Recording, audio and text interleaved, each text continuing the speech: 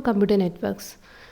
So the topic of discussion is approaches to congestion control. So module 4 is basically about the congestion control. So, and we already seen some of the terminologies associated with congestion, right?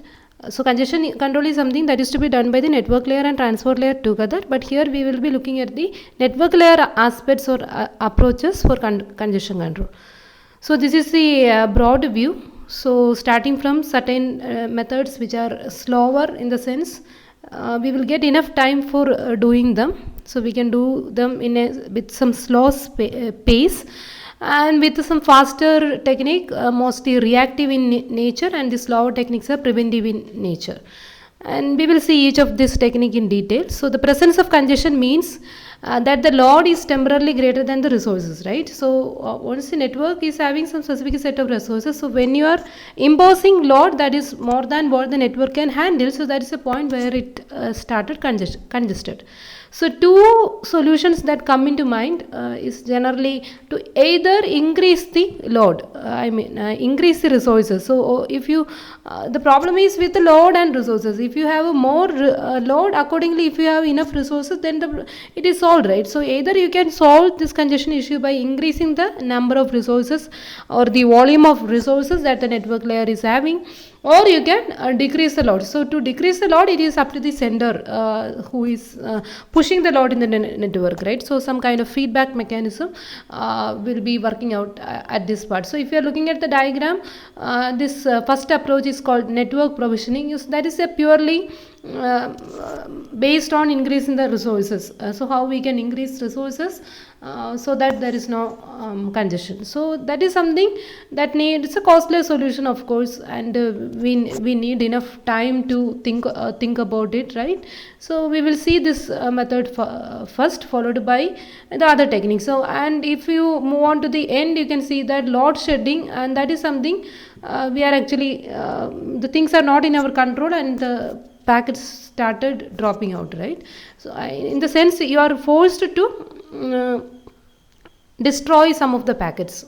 In the intermediate routers are forced to discard some of the packets to handle the congestion. So just before that we have something called a traffic throttling. So that is something directly related to this decrease the load. Some way the feedback mechanism is communicated back to the sender so that the sender can reduce the amount of information being pushed into the network. So when it is congested, so these techniques, when we move towards the right side, the techniques were like reactive in nature, because in the sense congestion already started and there should be some way of controlling it. But if you look at the preventive method, so we are actually taking preventive measures so that the network will not move on to congestion. So whenever there is chance of congestion, we can try to increase resources so that it will not worsen the situation, right? And similarly other techniques, those come in between, like traffic aware routing. So that's the word itself we can understand that by looking at the congestion scenario or traffic, the routing algorithms we are slightly modifying in that way. The routing algorithm will now look in the load or the traffic of the network even. So similarly admission control. So before admitting a particular connection, maybe particularly with that virtual circuit communication and all, it will see whether it is a good practice to whether it is advisable to admit that particular connection or not. Means if you maybe in the network may be having capacity of say 10 connections maximum, so 11th connection is coming, so whether you can admit it or not. So that kind of a decision making is actually happening in admission control. So mainly we have 5 such technique, and each of them we will be seeing in detail. So all together they are trying either to increase the resources or to decrease the load to handle the congestion. As shown in the figure, these solutions are usually applied on different time scales, in the sense maybe on 2 or 3 months for network provisioning and all, you can take enough time. But load shedding is something you are left with very small unit of time. Means immediately you have to do something and you have to tackle the situation, right? So they are very fast in nature and they are reactive in nature. So either prevent congestion or react to it once it has occurred. So that is the way the techniques were classified. So let's start our discussion with network provisioning, the very first preventive mechanisms, the most basic way to avoid congestion, right? So the techniques that we will see next where once the congestion happened, what to be done next, like that. But here it is for avoiding the congestion, that is to build the network that is well matched with the traffic that it carries. So what is the traffic demand? Accordingly, try to build the network or try to modify the network or upgrade the network. So that is the idea. So if there is a low bandwidth link on the path along which most of the traffic is directed, so it's something most of the traffic were choosing that particular link, and it is observed that that particular link is of very low bandwidth, so definitely it is going to face that so-called congestion. Sometimes the resources can be added dynamically as and when needed. When there is a serious congestion, how we can add resources dynamically? So for example, you can turn on spare routers, right? So some of the routers you may kept a spare, maybe if other routers malfunction, you can make use of this, or failed, some active routers failed and you can make use of this. So but in during congestion you are just taking their help also. So or another way, enabling the lines that are normally used only as backup. Some of the lines you may kept as backup, so for making the system fault tolerant, but these lines also you can depend during congestion. Or you can purchase bandwidth, say in some open market, so who is willing to provide, from that you can purchase bandwidth that you can increase the network resources. So that is the idea. More often, links and routers that are regularly heavily utilized are upgraded at the earliest opportunity. So as soon as we are getting an opportunity, make use of it and upgrade your existing network in a regular fashion, right? So particularly the heavily utilized resources upgrade, so that we are not running out of such resources. So this is called provisioning or network provisioning, and happens on the time scale of months, because we have enough time for taking decision, because it's a kind of upgradation, right? So you can take say months, driven by long term traffic trends, of course, right? Now traffic aware routing, that's the second approach for congestion handling. To make the most of the existing network capacity, routes can be tailored to traffic patterns. So by looking at the traffic pattern, you can modify the routers, or the route being calculated by the routing algorithm, so that we can handle this congestion. So that is the idea used here.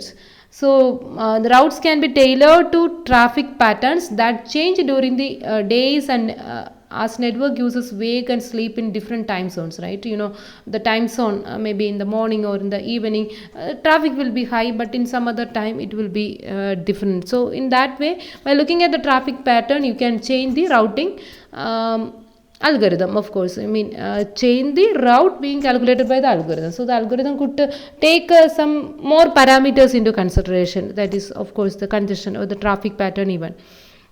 For example, the routes may be changed to shift traffic away from a heavily used path by changing the shortest path weights. A path is changed when the shortest path is changed, right? So the parameters you have to set in such a way that when a particular link is heavily utilized, you should make some input. So you should give some input to the routing algorithm, so that it will choose a different route which is relatively of less traffic, and to handle the situation, right? So this is called a traffic aware routing. Splitting traffic across multiple paths is also helpful, in the sense its one way is choosing a different less traffic prone route, or the same traffic you can split to our multiple paths, of course. So in that way also you can try. So altogether the congestion, that scenario should be under control. So the routing schemes we looked at module 3. So in module 3 we covered the routing algorithm, dynamic routing algorithm, particularly link, state, distance, etc. in detail, and that time we found like the fixed link weights are being used by those algorithm, and these schemes adapted to changes in topology, of course. So whenever there is topology change, accordingly the link cost, everything will be updated by the routing algorithm, and accordingly the route being calculated by the algorithm will change. So, but they do not consider the load. So far in our discussion we didn't consider load or the current traffic into consideration while calculating the routes. So the goal is taking load also into account when computing routes, is to away from hotspot. So hotspot means those part of the network which are heavily traffic prone, right? So that will be the first place in the network that experience a congestion. So we want to go away from hotspot. I mean, the other packet routing should happen through somewhere. So whenever a packet is moving, you should ensure that on the way there should not be any hotspot. So in that way you can set the routing by considering load also in the as a parameter. So the most direct way to do this is to set the link weight. So normally we set the link weight as a function of course the link bandwidth and the propagation delay. Now in addition to this link bandwidth and propagation delay, you can set the link weight as a function of the measured load or the average queuing delay also. So this is something we are newly adding. The load or the load is indirectly given by the average queue length, right? So what is the load that will be there in the queue? So you can consider the average queue length.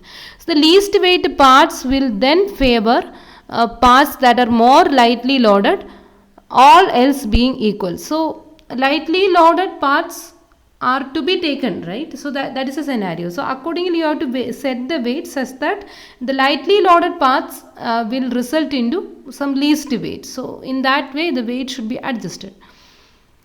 So now on example for this, here you can see that we have two networks, say the west and the east, and they were communicating each other, and two links were mainly used for the inter network communication between these two networks, like that is CF and EI. Now the situation is like this. Consider the network divided into two parts, east west, connected by two links CF and EI. Suppose that most of the traffic between east and west is using the link CF. So for the time being all the packets were using this particular link, and this is found to be relatively free, and as a result this link is heavily loaded with long delays, and of course that may lead to a hotspot or the congested link. So including queue delay in the weight metric used for the shortest path calculation will make EI more attractive. So what we are going to do is we are now considering the average queuing delay also for the routing purpose. So for calculating the routes, right? The routing algorithm will be considering the average queue length also. So if you look at the link CF, the average queue length will be relatively high, where for EI the average queue length will be small value. So the shortest path computation now will be considering EI for the subsequent packets. So what will happen is for the time being most of the packets were moving through this, and after some time the packets will start moving through this particular link also, right? And what will happen? So let me clear. So it is something like initially everybody were going through CF, now they shifted to EI. And this CF, initially it was a very high load, and now most of them were using EI. So the load started decreasing in this link CF. So now what will happen again when you consider the average queue length? Now the CF is winning, right? So CF is getting a small value for the average queue length. So immediately the link will change. So it's some kind of oscillation you can feel, right? So initially it was EI that is relatively less loaded as you consider the average queue length. So that is chosen next. So as soon as EI is chosen for the subsequent communication, what happened? This is lightly loaded or its average queue length reduces, and accordingly the routing algorithm will calculate the CF as the route for the subsequent communication. Again EI, again CF. So like that you can see some kind of oscillation. So as a result, the routing tables may oscillate widely, leading to erratic routing and many potential problems. So this is not a good thing, like this kind of means immediate spontaneous oscillation from one link to another. That is not a good thing. So this is one difficulty we are facing when we consider the average queue length directly into into the calculation of the route, right? So whenever along with this propagation delay and bandwidth, when the routing algorithm consider the average equivalent also, this kind of a route oscillation may experience. So what could be a solution? So far what we done is we directly consider the, so suppose the delay of this particular as we already seen, say sorry yeah, initially this CF is heavily utilized by most of the packets. So what we felt like the average queue length of this EI is found to be a small value, right? Say some yes, unit like that. So this is a small value. So instead of considering this very small value directly into the routing algorithm, you can do some kind of traffic engineering, and you can make it say multiply by some kind of alpha, say between 0 and 1, so that the thing is that don't take the average queue length directly into the consideration, so that a very sharp fluctuation may happen.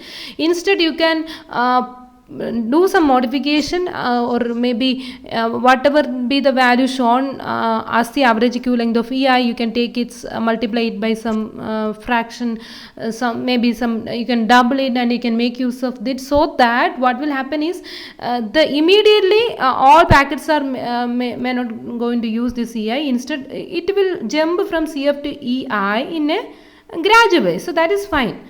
Or it will make use of both CF and EI together for subsequent communication. The problem is like for a particular period of time the CF is completely used, then after say some 5 minutes or 5 seconds it jumped to EI completely, and again it jumped back to CF. So that kind of oscillation is what we have to want to control. So instead of directly taking the average queue length, so you have to modify it, or you have to apply some intelligence in such a way that the paths were changed in a smooth manner, or the traffic is being splitted. So that is also you can think of so how we can split the traffic equally through CF and EI. So accordingly, maybe this for the time being, if CF is heavily utilized, its average queue length will be having some value, you have to reduce it significantly. And for EI, it is having average queue length say below some threshold, so you have to increase it. If it is above threshold, you have to decrease it. So in some kind of technique you can apply. So accordingly you try to